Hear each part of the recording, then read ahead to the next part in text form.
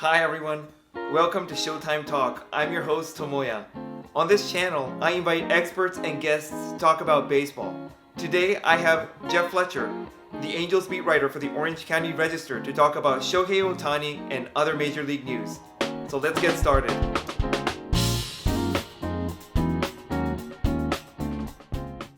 How's the attendance at Angels Stadium and other stadiums? Have you noticed any increase or decrease lately? Well, it's hard to compare because it's only been about a month that they've allowed full attendance. And the Angels games, they had some really good crowds when there's Ohtani giveaways for bobbleheads or pillowcases or that kind of thing. There were still a lot of fans coming out there. It still hasn't been that many games. Actually in New York, I was surprised that the attendance was as low as it was, but the Yankees weren't playing very well. So I think that it's getting back to normal slowly, but it's still not quite the way it was. You talked about Ohtani's giveaways. Have you noticed increase in attendance when Ohtani's pitching or when he's hitting every day, but when there's Ohtani giveaways, have you noticed anything Ohtani impact? Yeah, I believe the largest crowd of the year for the Angels was for an Ohtani bobblehead. When he pitched in Oakland, they had a bigger crowd than they had in any of the recent games. And that was in Oakland. So I think that there is definitely a little increase when he's pitching. And there's definitely an increase when there's Ohtani giveaways in Anaheim. How's the atmosphere when Ohtani's in the batter's box or when he's pitching? Yeah, well, I did notice in Oakland there was a whole section of Ohtani fans, and they all stood up and took pictures every time he was in the batter's box. So that was kind of cool to see. That was something we saw a lot more in 2018 when he first came up, and then it kind of decreased over time. And then obviously there were no fans last year and less fans at the beginning of this year, but now I think we're starting to see it pick up again. Ohtani surpassed Hideki Matsui's single-season home run record, and that made big news in Japan. How would you compare Ohtani to other Japanese major leaguers like Matsui, Ichiro, Yu Darvish, Masahiro Tanaka, and Hideo Nomo? I know Ohtani has played just 4 seasons and less than a year as a two-way player. How's his level of talent and potential and his impact as a baseball player? Well, it's you really can't compare him to the other guys. Ichiro obviously is a first ballot Hall of Famer. He's one of the greatest players in baseball history. You can't put Ohtani in that class yet, but Ohtani is doing something that none of them have done because he's a two-way player. So I think that he's still, just in all of baseball history, he's got a unique spot, not just among Japanese players, because of what he's done. And it's really hard to compare him to anybody, American or Japanese. But, in terms of his career, I think Ichiro is definitely still in a class by himself among Japanese players. You said Ohtani's interviews are boring. What do you think makes a good interviewee? I think, first of all, you have to be detailed about what's going on to answer the question, not just give short one-word answers. It helps if you're a little bit colorful in the way you describe things. It certainly helps if you can make jokes every now and then.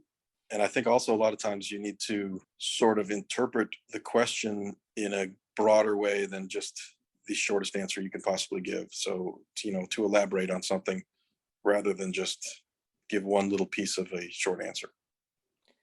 Who are some good interviewees that you've interviewed in the past? Well, Houston Street was one of my favorites.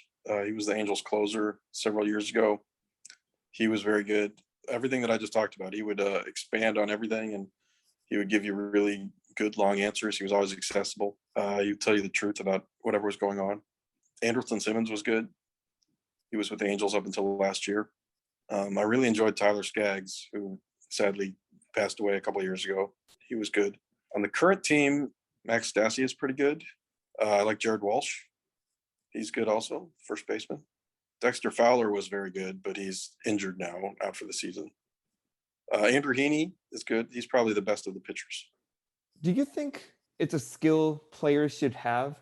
Well, for me, it would be good, but I really don't think they care about it, and I certainly don't think the teams care about it. I think their job is to play baseball. That's hard enough.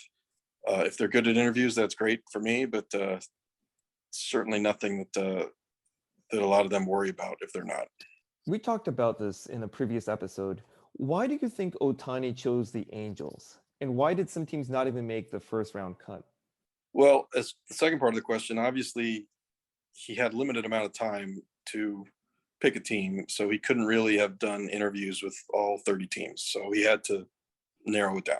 It seems to me that the American League was better for him because my understanding was he was not that excited about playing the outfield, that he wanted to basically hit and pitch. So that pretty much eliminated all the National League teams. It also seems like the West Coast was probably better for him, just being easier to get back and forth from Japan.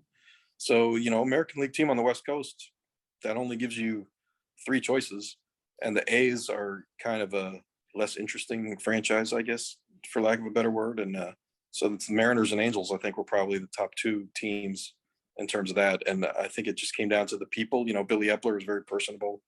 And I think, really helped convince Ohtani that it was a good place for him to be, where they would care for his career and they would be like a family. And I think that he felt that. And I think that's what it came down to. Now that Epler is gone, do you feel any changes in terms of atmosphere in the well, you haven't been to the clubhouse, but the things that Ohtani probably bought into? I can't say for sure, but I would say that now that Ohtani's already been around for long enough, he's probably already developed strong enough feelings with all the other people in the organization that, initially Billy Eppler was really the first person that he communicated with. So he might have been the one to bring him in. But then once he had been there, he was able to develop relationships with the trainers and the other coaches, clubhouse people, his teammates. And so all those things are still there to help tie him to the Angels, even though Billy Eppler is not. A follow-up question. I see Ohtani looking at an iPad in the dugout. Is he checking his opponent's data or his own swings or pitching? It could be any of those things. It's probably more likely to be video. He's looking at either video of his own swing or video of the opposing pitcher. I think that's more likely something they'd look at during the game than any kind of data. When have you noticed that players started doing that so often? That started a couple of years ago, maybe 2 or 3 years ago, that they started doing that. They used to have to go down into the clubhouse to do it. And then they brought the iPads basically into the dugout so they wouldn't have to do that. What are the rules regarding the use of those devices? Well, the only rule currently is that they can't be connected live to the internet. So you can't really be like watching the game in progress on those because they can be used for sign stealing.